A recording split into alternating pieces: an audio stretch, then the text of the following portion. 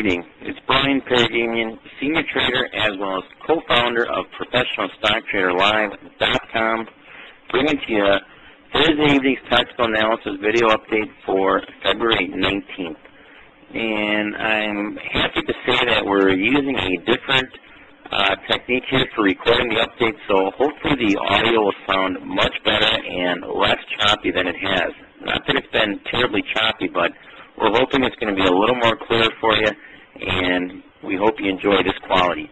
We're going to start off by talking about and looking at gold versus oil. We're looking at the GLD versus the USO.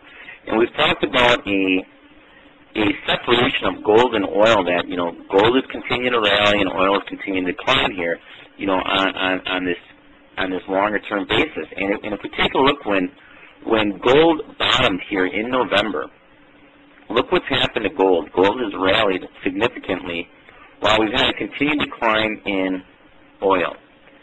Now, USO is representing the oil for us.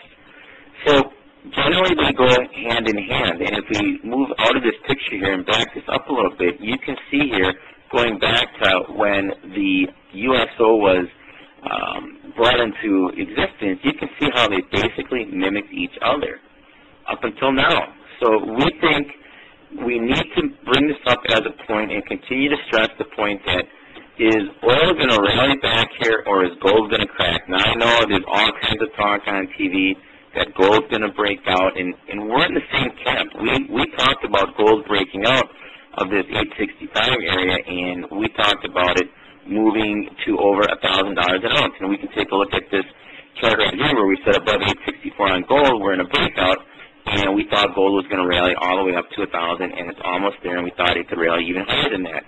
And we still think that. But we want to at least put you on caution here to not go Google here thinking that it's just an absolute runaway to the upside. Because as we look at this picture here, we're going to take a look at the XAU versus the GLD. Now, the GLD basically mocks gold itself, the gold futures. And if you see here, back in February, March of 2008, we see gold approaching $1,000, okay? We also see the XAU approaching 206. Now we have gold up in the same $1,000 ounce area, and look at where the XAU is, at 127.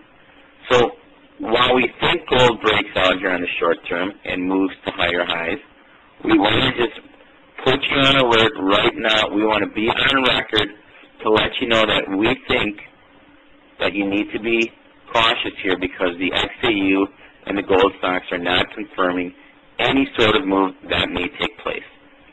So we want to be the first on record to make that point. One stock we will talk about is Research in Motion tonight.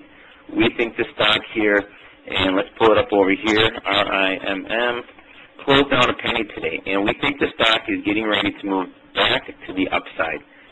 And let's just move back on this picture here a little bit. You can see it's kind of back into some support level here in this 40 area range.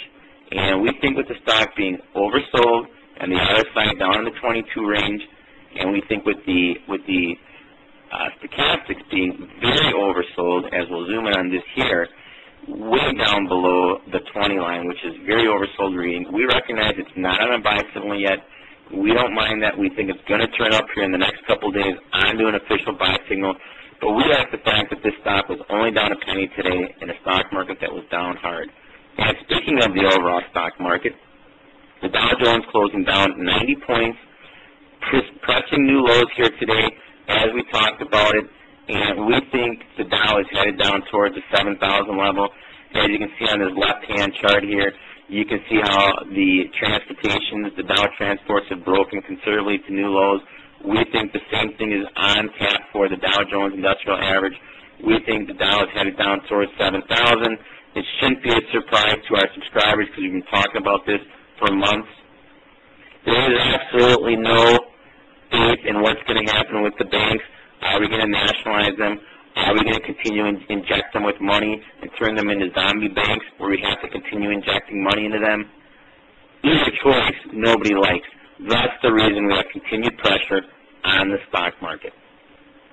One other stock we do want to talk about, and this is a metal-related stock, a copper stock, Freeport-McMoRan, ticker symbol FCX. We think the stock is really poised to continue its move even higher here, despite the company issuing another, what was it, 26.8 million shares at $28 a share. This stock has held in here remarkably well. You'd think the stock would be even considerably lower.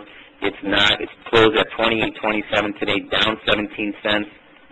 We like the way the chart pattern looks here, and we think this stock is positioned into any further weakness for a day trade opportunity. We have RIM, we have Freeport-McMoRan on your day trading radar. And we don't have really much else to say other than it won't surprise us if the stock market falls apart tomorrow in the face of new lows today, closing new lows. So let's be prepared for another leg to the downside. And those of you that joined us today, we hope you join us again tomorrow on our live broadcast. And those of you that don't have the opportunity to watch us, maybe you can go ahead and listen to us. We always bring a lot of great things, a lot of editorializing of different things that are happening in the world. And we certainly would hope you take advantage of our site and service to the fullest. Have yourselves a great evening. We'll see you in the morning.